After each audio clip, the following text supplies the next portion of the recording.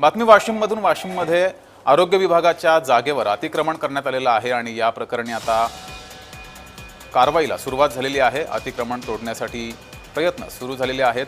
अतिक्रमणाकडे नगर परिषदेचे सुरुवातीला दुर्लक्ष होतं अशी ही चर्चा होती, मात्र आता कारवाई होणार आहे। इथला आढावा घेतला आमचे प्रतिनिधी विशाल राऊत यांनी। पाहूया।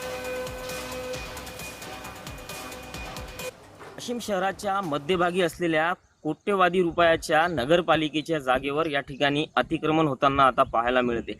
मी ज्या ठिकाणी उभा आहे, आपण जर या ठिकाणी बघितलं तर वाशिम नगरपालिकेच्या मालकीची असलेली जवळजवळ 1.5 एकर जमीन या ठिकाणी पडून आहे आणि या ठिकाणी आता मोठ्या प्रमाणात अतिक्रमण होण्याची या ठिकाणी परिस्थिती दिसून येते। मात्र गेल्या अनेक दिवसापासून शहरातील समाजसेवक असतील किंवा राजकीय पक्ष असतील यांच्याकडून नगरपालिका मुख्याधिकारी यांच्याकडे मागणी करण्यात आली होती की कोट्यवधी रुपयाची जमीन नगरपालिकेने आपल्या ताब्यात घ्यावी, मात्र वाशिम नगरपालिका याकडे दुर्लक्ष करताना दिसून येते। नक्कीच जर आपण या ठिकाणी बघितलं तर शहराच्या अगदी मध्यभागी छत्रपती शिवाजी शाळेसमोर तसेच ईश्वरी कॉलनी लगत असलेली ही कोट्यवधी रुपयाची नगरपालिकेच्या मालकीची ही जागा मात्र या ठिकाणी ओसाड पडू नये। नक्कीच आता जिल्हाधिकाऱ्याने याकडे लक्ष घालून संबंधित जागेला अतिक्रमणधारकांच्या विळख्यातून वाचवावे अशीच मागणी आता वाशिम शहरातील नागरिक करताना दिसत आहे।